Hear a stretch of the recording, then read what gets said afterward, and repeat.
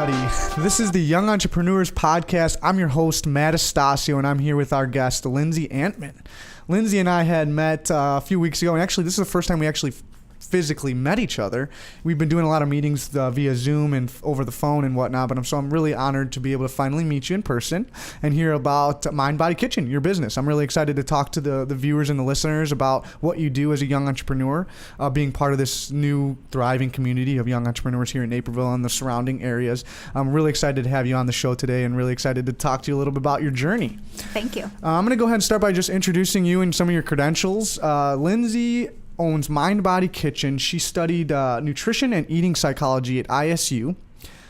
She got her coaching certification from what was the organization that you got your coaching? So I studied nutrition and dietetics at Illinois State. Okay. Got my eating psychology portion of that from the Institute for the Psychology of Eating. Okay, awesome.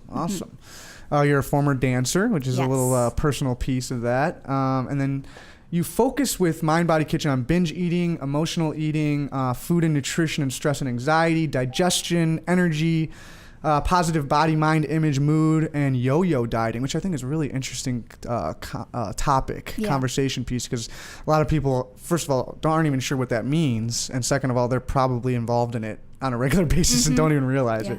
But that's her background. She's been doing this stuff for not a very long time. You just gotten started, so you're just kind of figuring things out as you go, and you're putting yourself out there for the world to see. I see you on social media all the time, putting your videos out there, marketing yourself. So we're going to talk a little bit about that and what that looks like, and kind of the why behind it, the mission, and all that good stuff. So without further ado, why don't you go ahead and introduce yourself a little bit better than I did. I'm just giving you a little sneak peek, but Lindsey here can definitely give you more info. Well, thank you, Matt. I'm excited to be here, and like I said, this space is beautiful. Sorry our viewers can't see it.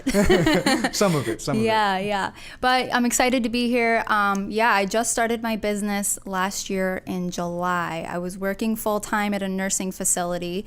Loved my job, but the environment in which I was working was not working for me. So that really gave me the push to leave, start my own business. Couldn't have done it without the support of my family, my friends, all that. So it's been a journey, and it's been a lot of fun, and in the process learning so much more about myself than I ever expected. Absolutely. Like, I truly believe you can't start a business until you know why you're starting a business and like what drives that mission.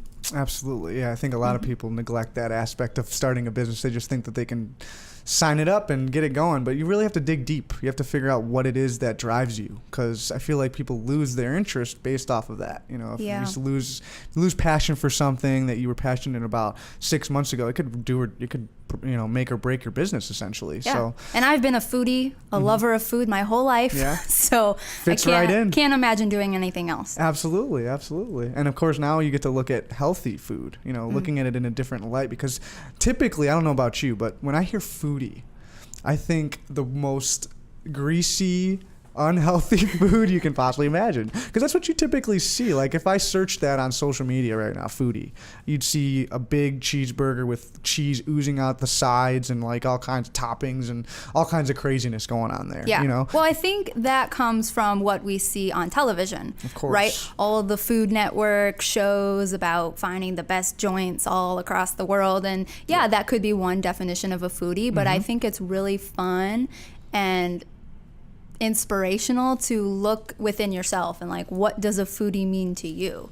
Because to me, being a foodie is choosing foods that nourish me, choosing foods that I love, being with family and friends and enjoying the food we make together. So that's being a foodie to me, but that definition could be so different for everyone. Oh yeah, absolutely. And like you said, I think it's a societal thing where that's what you see typically on TV and in media and whatnot. But you're redefining that essentially. I mean, I think what you're doing is trying to look at it in a different light. Instead of being a foodie and just surrounding yourself with unhealthy, greasy food, and that's the definition. I mean, you've just taken it to the next level when you incorporate your family, the experiences that you share with them. While you're making food. There's so much more that goes into it than just the actual food aspect. So I'm really glad you pointed that out. That's really interesting. Before we go into talking about your business, though, I wanted to get a little personal with you. We had some fun on the phone before this, talking about some of these questions, but I want to ask you some personal questions about yourself so that the viewers can get to know you a little bit, understand who you are on a personal level. And that's what the group, the Young Entrepreneurs Network, is all about, is trying to genuinely connect with people, really learn about them on a personal level and grow from there, because we think that that's really where the magic happens. When you make a friend, and you then make a business relationship after. So first question, what are some of your hobbies? What are some of the things that you do for fun, just to kind of start this off, and then we'll get into the fun questions. Yeah. So my big hobby my whole life up until recently was dance. Oh, nice. I was a urban dancer. For those of you who don't know what urban is, it's essentially hip hop. Yep. But urban's much cooler. You educated me on that. I was like, urban dancer. And then she sent me a link. I was like, oh, snap, this is crazy. Yeah. So I started getting more serious in high school. I was on a competitive all-girl dance company, and then in college I started my own with a group of friends called Urban Movement. Nice. And because I went to school in Bloomington Normal, now I'm living here in Mundelein, Illinois. It's a bit far, so stopped dancing altogether pretty much, and now I'm really into yoga. Nice. And I actually just got certified as a yoga sculpt instructor. So you're approved, passed, ready to go, huh? Ready to go. The goal is to teach in Deerfield and the surrounding areas, and then hopefully incorporate that into my business and possibly do one-on-ones, group classes. Like you mentioned, yoga on the beach. I would love that. Actually, they've been on this podcast, the owners of that business. And actually, I've gone to one of their yoga classes. It was amazing. Jonathan is amazing at what he does. He really gets you like in the zone, and you just feel like it feels like there's no one else in the room. Actually, it's interesting. But I didn't get a chance to experience it on the beach, so I'm definitely going to be doing that this summer. I think we talked about it. We're going to check it out. We will go. We'll check it out for sure. All right, so now to some of the more fun questions. We know your background a little bit and what you're into. I'm going to ask you some fun questions now. So first question, are you a hunter or a gatherer? What would you consider yourself? Oh man, I think I would be a little bit of both. Okay. A little bit of both. So there's times where you got to hunt, you got to get out there and find prey on something. There's times where I consider myself a lone wolf, just hunting for what I need and forgetting about the rest of the world and just going after my dreams, my desires. And then there's times where I'm a gatherer and joining with the community, my family, my friends. Like there's elements of both in me. Maybe it's because I'm a Gemini. Could be. I'm split personality all around. Seriously. Oh, that's really interesting. I feel like most people should kind of balance those two things in a sense. So you really shouldn't just put all your eggs in one basket and be just a hunter. Right. A gatherer. Like you want to be a go-getter for the things that you want, but then know when to take a step back and work together as a team. Yeah, absolutely. And for the group as a whole, you're contributing towards something bigger than yourself, essentially. I think that's where the gatherer piece kind of comes in. And then the hunter, like you said, lone wolf. You're just like on the mission. You're doing things for you, and you have goals and you have deadlines, and that's hunter mode. That's a good question. Good. I'm glad you enjoyed it. I hope the listeners enjoyed it as well. It makes you think. It makes you think about your situation a little bit and think about, your own personality. And again, I think that's going to help a lot of people in a sense figure out why they're doing what they're doing. Like we talked about in the beginning of this podcast. Before you start a business, you need to realize who you are and why you're doing these things. And it's one of those questions that kind of pulls that out of you a little bit. Right, like knowing your role. Yeah, exactly. And the balance between the two. Are you more of a hunter? Are you more of a gatherer? Like, how do you balance those two things? All right, so next question. Another fun one. What kind of animal, if you had to pick one animal out of all the animals in the animal kingdom, which animal would you be? Definitely a cat. Oh. And you can't ask me what kind because that depends on the day. It depends on my mood. So there's definitely a differentiator between cats. Right? Like I could be domesticated, all cuddly. I could be out in the wild, just doing my thing, isolated. Independent. That's really what I mean when I say isolated. Yeah. Independent, doing my own thing, but I'm confident. Hunting. Yeah, right? Hunting. Finding something to prey on, essentially. Yeah. So that's cool. That's a nice mix-up. So you're a cat, but you got a broad spectrum of cats to deal with here, basically. And you have different levels, essentially. That's cool, though. That's cool. Next question. High school. What was that like? What were you like in high school? High school. I went to a huge high school. Okay. Our graduating class was 1,400. Okay. What, if you don't mind me asking, which high school did you go to? Stevenson. Oh, okay. In Lincolnshire, Illinois. Yeah, Long Grove area. Yeah. That is a huge high school. Yeah. So, up until high school, I was a dork. Yeah. I hung out with the nerds because, hey, I wanted to be smart. So I hung out with the smart kids. You're a product of your environment, right? Yeah. Yeah. But in high school, I was kind of all over. I didn't really fit myself into one category. I liked to be a social butterfly. I got along with everyone.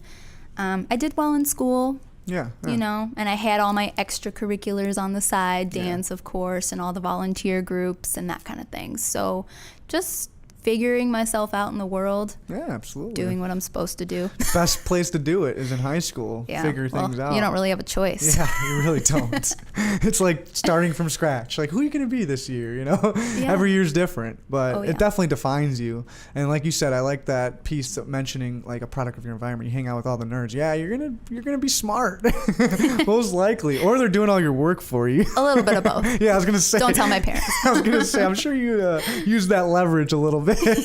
Like, hey, this is due tomorrow. I really don't have time. You need a back rub? I got you. Yeah. So yeah, high school for me was similar. I was like all over the place. I had like different stages, and again, I think I was just trying to find myself. I didn't know kind of where I fit in. I didn't really know what group I would resonate with well or whatnot. I'm very adaptive, so like I adapt to the environment and I'm in typically. Sometimes not. Sometimes it just depends, but for the most part, I can adapt. But I felt like that was my whole high school, was just adapting to whatever was in front of me, and I wasn't sure why or what I was doing or what I was doing it for. More of just that acceptance, like to have a group to be accepted by, or like feel that sense of community, I guess you can say. But sometimes it was with the wrong crowd, sometimes it was with the right crowd. Just depended on the year, essentially, and who I was talking to at that time. I was very shy, soft-spoken. Kept to myself most of the time. I had a very small circle of friends. So, but that's the time to do it. That's the time to find yourself, and like you said, you don't really have a choice. All right. So we got the high school question out of the way. Next question. I'm going to enjoy this one because I'm a 90s kid myself. But what is your favorite 90s jam? Okay. Like beautiful day today, roll the windows down, 90s jam, blast that. 90s jam. Well, I've always loved music. You ask me to pick my favorite song, we'll be sitting here for 5 weeks because that's impossible. I don't have a favorite anything. So picking my favorite music jam is hard, but I gotta say Shania Twain. She's my girl. Yeah, that's a good pick though. That's a lot of people's girl for sure. Yeah, I mean, so I grew up listening to a lot of country because my mom loves country. She grew up in Wisconsin, with horses, the whole thing. So by the time I got to college, I resented country. Couldn't stand it. But I always loved Shania Twain. She just has such a positive energy. And that one song, Man, I Feel Like a Woman. Yeah, that's a classic. I could play that every day and always love it. Absolutely. That's awesome. And that's a good 90s jam, too. Yeah. 90s. I love the 90s. I miss the 90s. Me too. It brings you back, nostalgia. Oh, yeah. Just back to those times when you didn't have responsibilities. And you were fine. You're like, everything's fine. I'm just going to go hang out with my friends and things will work themselves out. The 90s. All right. So next question. This one's the best one out of the group. And we talked about this. You're going to have a lot of fun with this one. So, question. You've been given an elephant. You can't give it away. You can't sell it. What would you do with it? Okay. So, elephants, very controversial animal. Yeah. They're going extinct. If I let it out in the wild, I don't know if that's allowed, but who knows if it would survive, right? I don't think it would. All right. Well, then I guess if I had to keep it, I would make it my friend. Okay. Feed it, love it, take care of it. What do you feed an elephant? Peanuts? I don't know. Yeah, well, I don't know. So. Is that a stereotype or is that real? I have no idea. That's a very good question. Well, elephants are big and I'm very small. So I would probably train it to reach all the things up high that I can't reach. There you go. Yeah. You got your own personal shower too. Just pick up the water and just pour it on you. Good idea. Save a lot of money on your water bills. Absolutely. Well, you just answered the question for me. There you go. If I had an elephant and I couldn't sell it, I would hate to put it out in the wild because, like you said, it wouldn't survive. Like in this day and age, poachers would be coming after it probably. So I'd probably have to build like some giant cage for it of some sort, or just have like a huge backyard with elephant's dreamland, you know, a little pond there so you can throw water around. I can shower under him. Did you see Dumbo, the movie? Yeah, it used to be my favorite movie. Oh, you mean there's a new one? Oh my God, I did not even know this. I haven't seen it yet. That's amazing. Dumbo's my childhood. I had big ears as a kid, so they used to call me Dumbo. And my ears, I don't know why, ears don't grow. They stay the same. No, you grow into your ears. Yeah, exactly. So I used to have really big ears. Now they're normal sized. But I used to be made fun of as a kid. They used to call me Dumbo all the time. But I love the movie and the show. Yeah, it's a great message. But I haven't seen the new one. I definitely have to check that out. Yeah. All right, but so before we go more into your business, right? We've got all the elephant business out of the way. Now we can go back into Mind Body Kitchen. And I want to start off still with some personal questions about it and then go right into kind of what got you started and everything. So first question, what's your favorite healthy meal? Since we're dealing with food, we're dealing with nutrition, dietetics, if you will.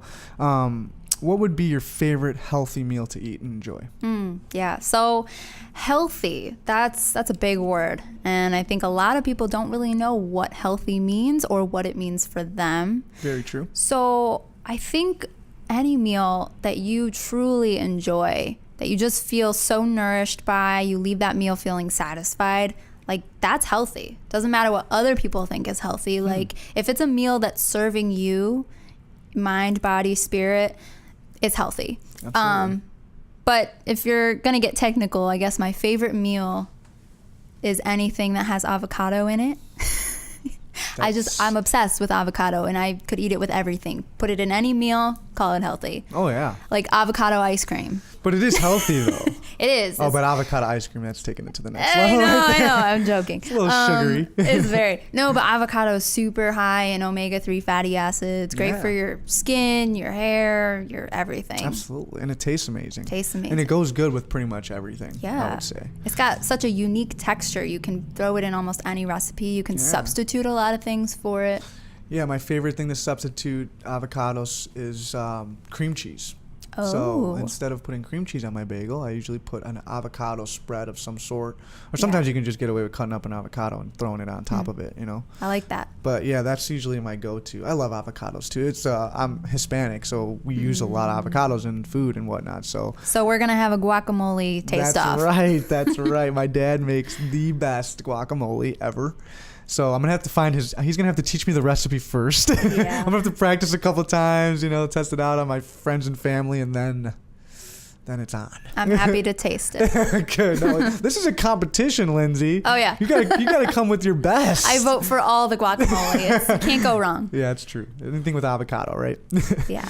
All right, so next question, still sticking with the food piece, right? What's your favorite unhealthy meal? Ice cream. Ice cream. Hands down. No hesitation. Hands down. It's comfort food when you're sad or you're overwhelmed, stressed. Mm-hmm. It's one of those things. It's funny, though, because I'm always cold, like temperature. My body is always cold, but I could still eat ice cream in the dead of winter. Yeah, you know what? I have the same thing. I'm always cold because I'm thin and I'm small. Yeah. So I think that has a lot to do with it. But I can eat ice cream. It doesn't matter. I can be freezing and shivering, and I'm still. I'll regret it afterwards, but I enjoy it in the moment. That's all that matters, right? Oh yeah. Okay, and then the last question about you personally. This is more about your business, but what's the most asked question you get? People knowing what you do, being in nutrition, being in health and wellness and food.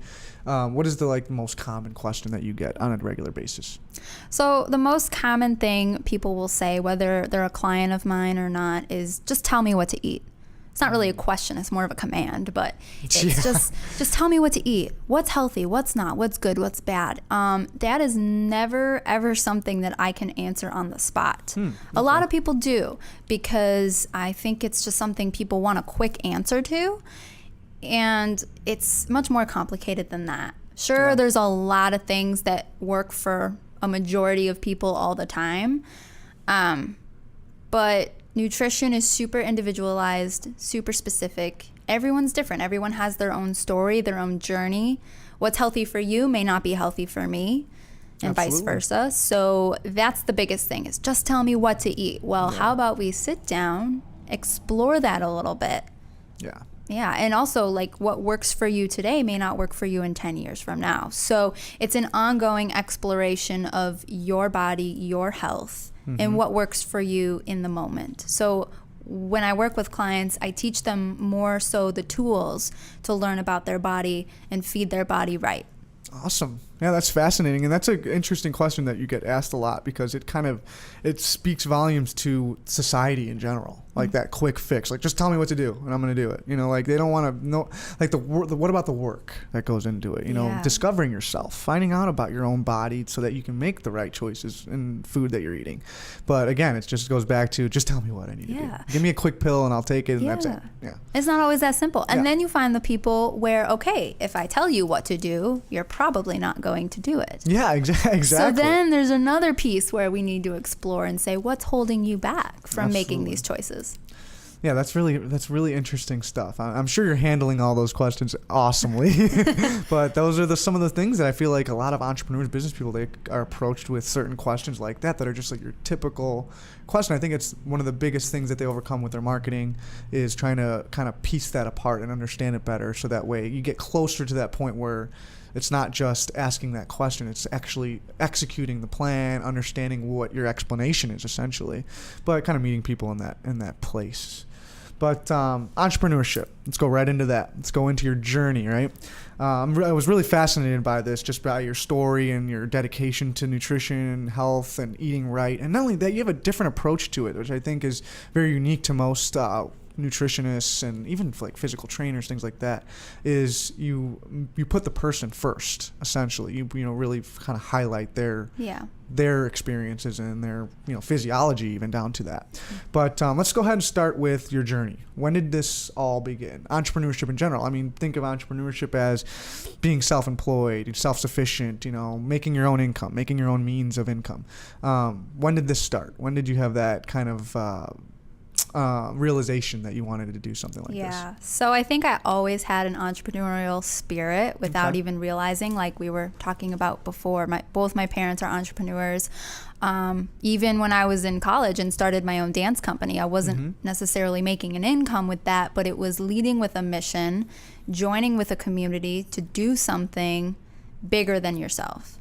Absolutely. It wasn't just about the dance. It was about the message, the story, the passion.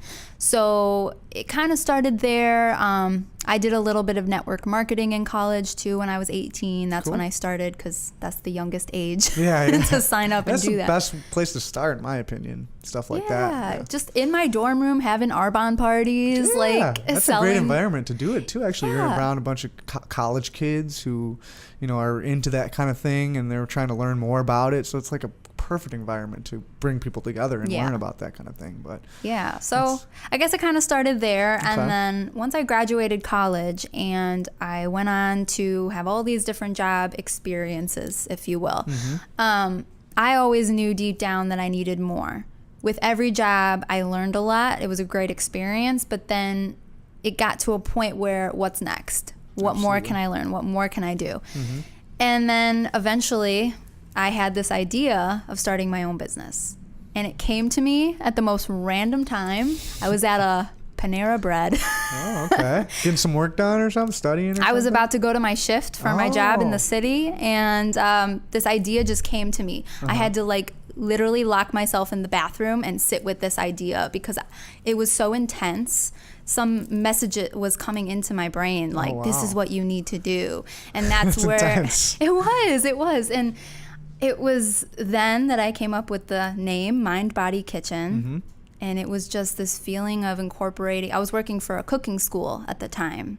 So I thought, how can I incorporate teaching healthy cooking classes and also something with yoga? And how can I bring that all together? So Mind Body Kitchen just stuck.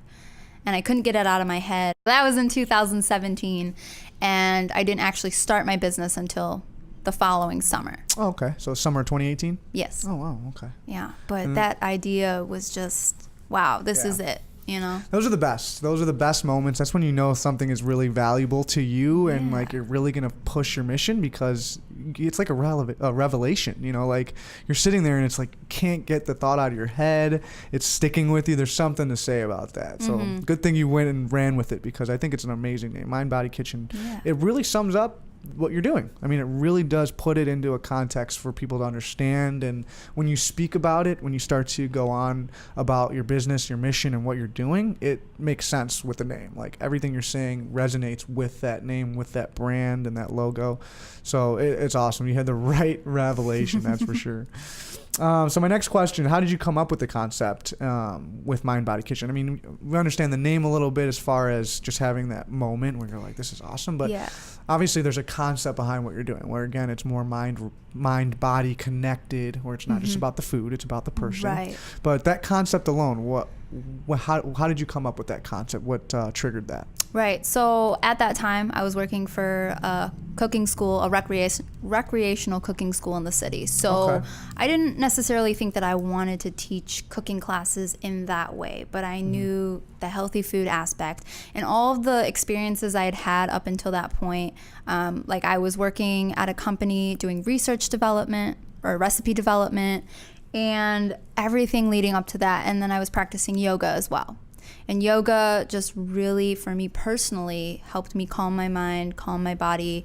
Compared to the dancing, I didn't leave feeling sore. It was just something that I fell in love with. So, and I knew that, you know, from my own personal experience with dieting and having a negative relationship with my body and counting calories and watching my weight. And I was like, I don't want that. Yeah. I want to teach people how to feel good, not only in their body, but when they're in the kitchen cooking a meal. I just want them to feel good. I don't want anyone to have to go through the same stresses that I went through, preparing meals, planning my meals, counting the bites, like nonsense, right? It's just bringing it back to that idea of food is so much more than just what it is. It's a feeling, it's a story, it's a journey, it's what keeps us alive, right? Absolutely. It's not something to punish ourselves with. Absolutely, something 100%. To love. And so I just wanted to create something that gives food that feeling again. That's awesome. Yeah, and you did just that. I mean, just the way you explain it right now, it makes a lot of sense. I feel like that's a missing piece in the industry in itself, is just focusing on the food and that's it, you know, stopping there. You mentioned the body piece, you know, focusing on the body, how you feel, your weight in general. You know, I'm sure that has a lot to do with it.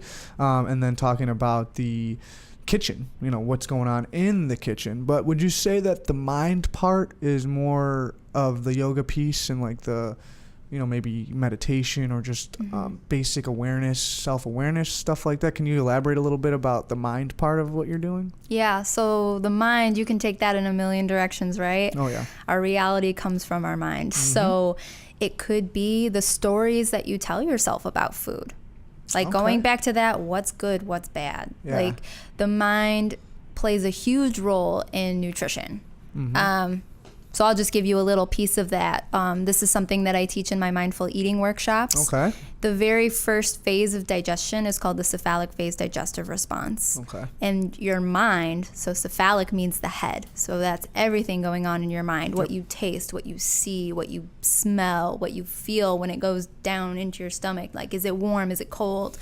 All that. And if you skip over that phase, you're missing out on nearly 40 to 80% of the overall digestion power of that meal. Wow. And it's a phase that's not really talked about a lot. That's really fascinating. So you missed out on that phase when you take a supplement or a protein shake.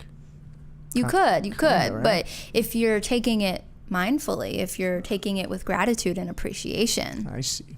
Yeah. That's different. It's a different approach. That's really cool, actually. I see what you're saying. Yeah. Right? So, like, understanding it, knowing what's in the product that you're taking, and, like, thinking about it as you're eating it, digesting it, all that stuff. And knowing that what you're doing is coming from a positive place. Okay.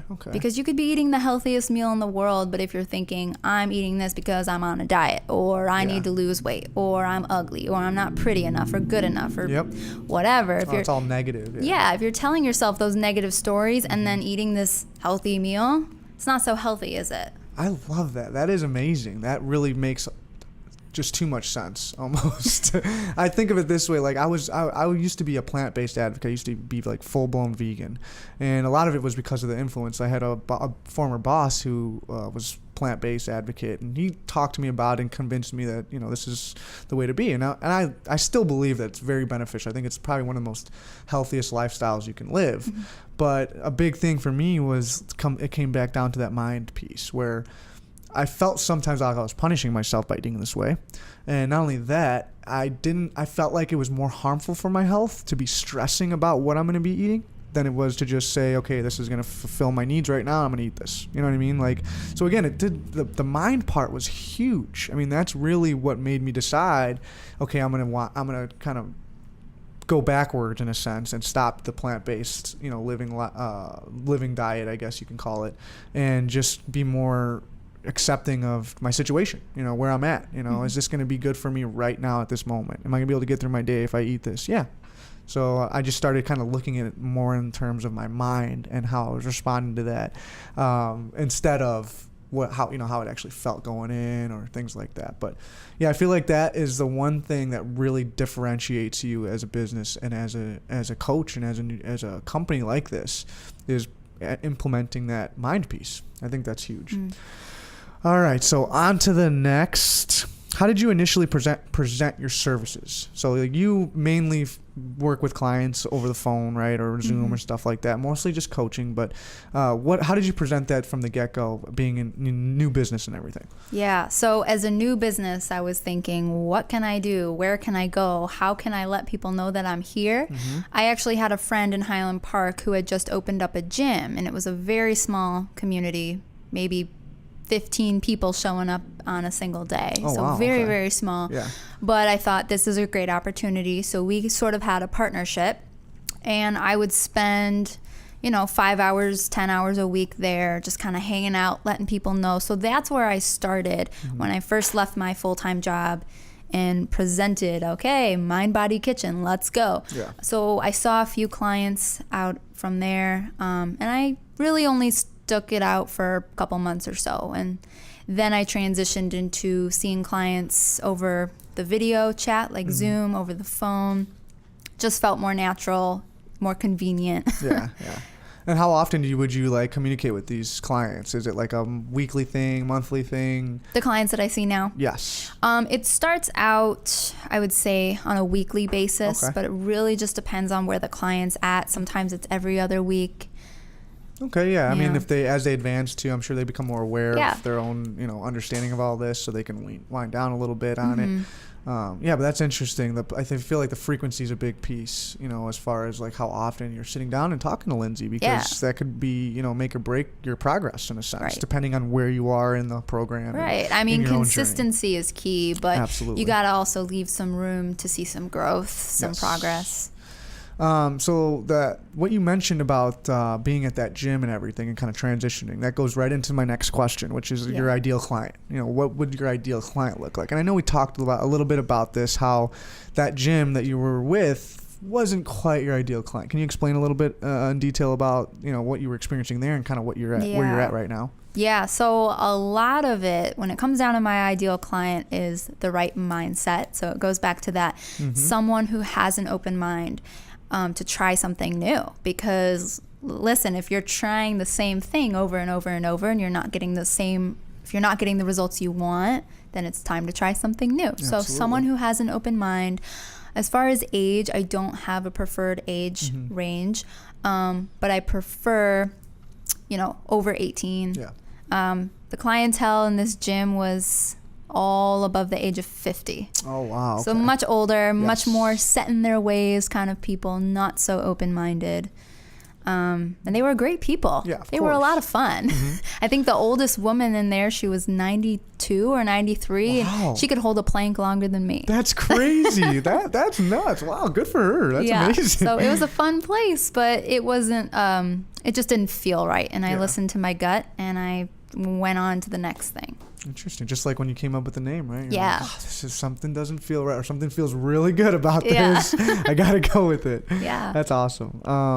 Yeah, so you've kind of discovered now your new demographic, which is people closer to your age, you would say? Yeah. I just feel a better connection with people around the age of anywhere from 18 to 40. Yeah, of course. And it makes sense too, because again, those are people who are more open-minded, people who are maybe they've tried some things that aren't working and they want to try something different. I feel like the older generation has been doing things for decades in the same way, so it's like hard to break those habits. It's hard, but I mean, I've met people who are incredibly open at the age of 75. Yeah, absolutely. And they can make a change. It's never too late to make a change and see new results. Yeah.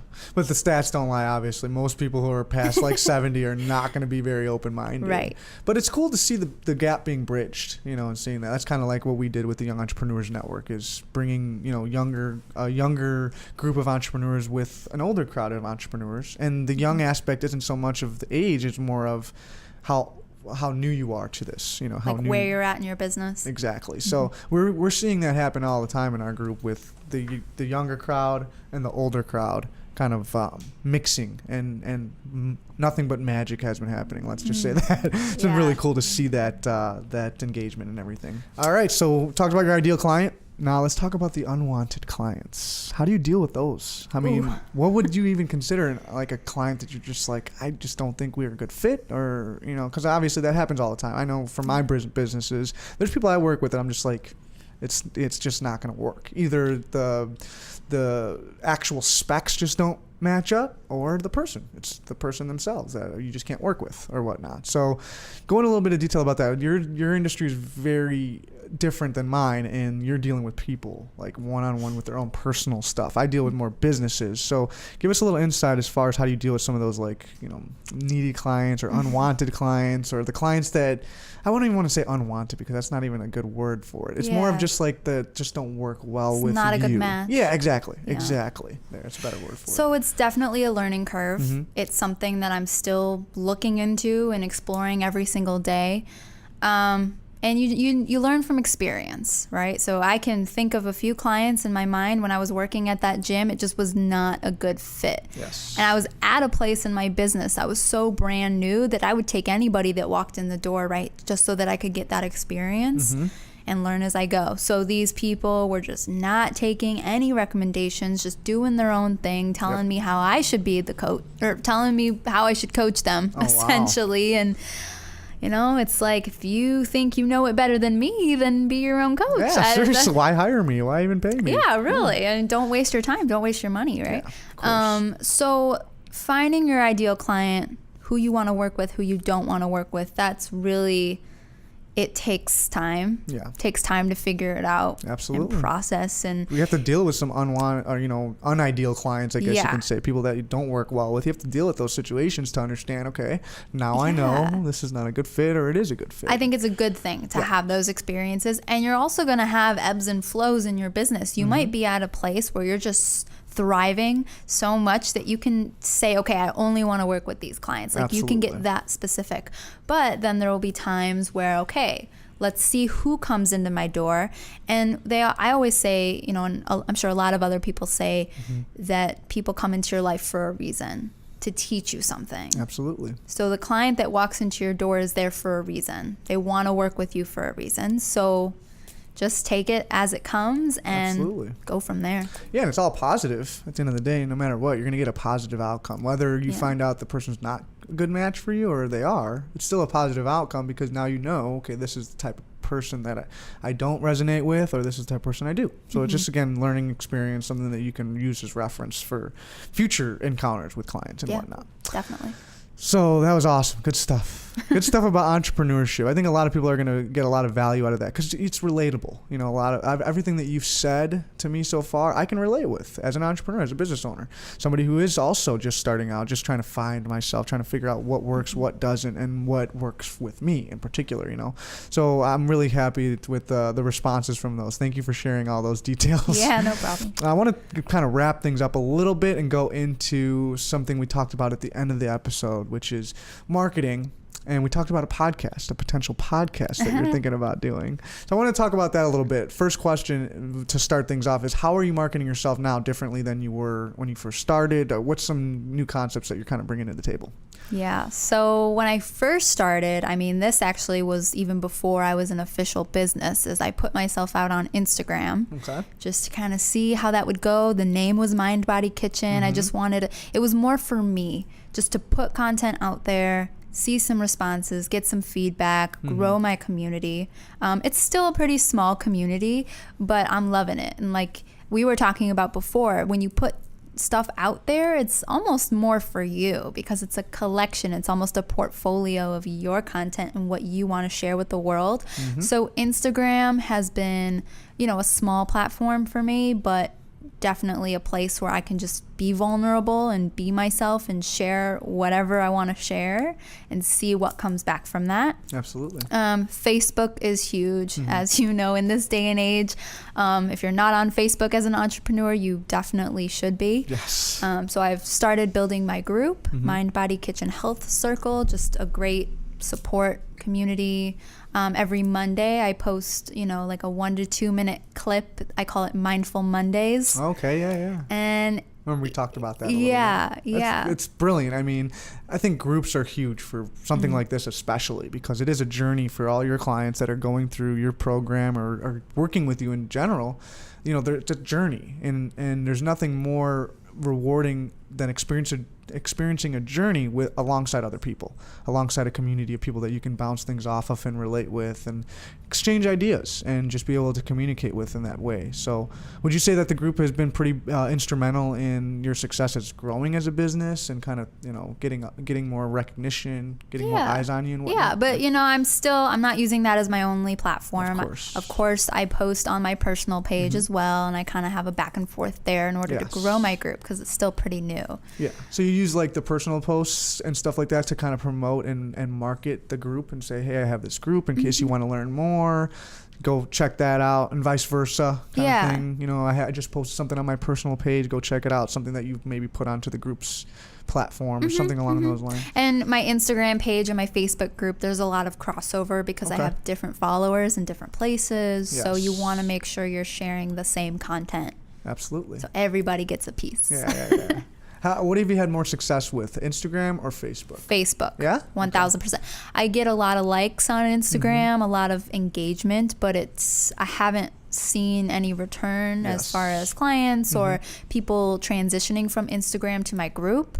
I've gotten several, you know, personal reach out responses through Facebook. And that makes sense. I feel like more people are shopping on Facebook than on Instagram. Like people are actually looking to reach out to someone like you after watching a video and saying how much you charge for your services, you know? Yeah. Instead of Instagram where it's more just like, comment. Yeah. It's more social. It's more about just being social.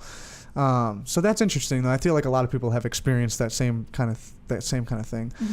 So other than the groups, Instagram, that's kind of like got you started. Now, what are your goals as of going forward? Like, are you planning anything different as far as marketing yourself? Is there anything new that's up and coming? I know we talked about a podcast. Is that something that you really want to take forth and do? I know I actually took some notes on some of the names you came up with, which I thought were amazing. So I mean, I just wanted to kind of, you know, gauge you on that and see where your interest lies there and when we'll hear you on a podcast soon. It's funny because I've wanted to start a podcast for a while. I think it's just a matter of consistency. Yes. And creating the content enough so that I can just share it out.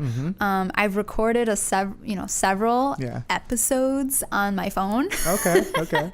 And now it's that's the trick. I know, but now I just got to be consistent and go with it. But I have put it out there. People know something's coming. I just, you know, maybe in the next month or so. Cool. So be on the lookout for that. I will definitely be doing that. And let me know if you need any help. And then, of course, you can watch this and be like, oh, wow, that's how it's looking. This is a little bit of a test for you, I guess you can say. Yeah. You know, look back at it and see the quality and stuff like that. It's good for reference, too, to know kind of the equipment that we're working with and the vibe that we bring, you know, just all that stuff. It's a good vibe. Yeah. That's what we're going for, at least. We're trying. But yeah, so I'm really excited to hear this podcast. I can't wait till it's out. You better tell me as soon as you release this thing. I will. So I can go check it out. Yeah. Awesome. All right, so we'll wrap things up with that. Thank you so much for coming out today and talking to me about all this good stuff. I want you to go ahead and just let all the listeners know where they can find you as far as your website, your Instagram, your Facebook, all that stuff.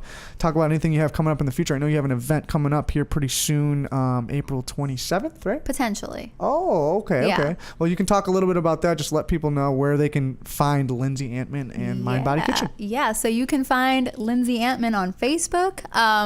My business group is Mind Body Kitchen Health Circle. I'm on Instagram at Mind Body Kitchen. My website is mindbodykitchen.org.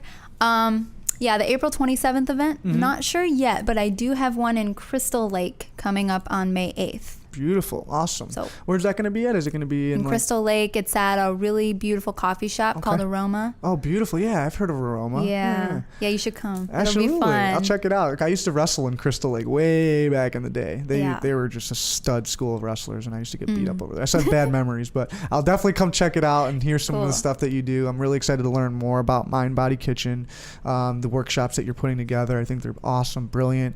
I think more people need to know about the mind-body connection that has to do with food and nutrition. So thank you again so much for coming out. I know we've been talking about this for a long time, so I'm excited that we finally were able to get it done. And you'll be hopefully seeing this and hearing this pretty soon on all the social media outlets. Again, this is Lindsey Antman with Mind Body Kitchen. Thank you so much for coming out today. And that's it.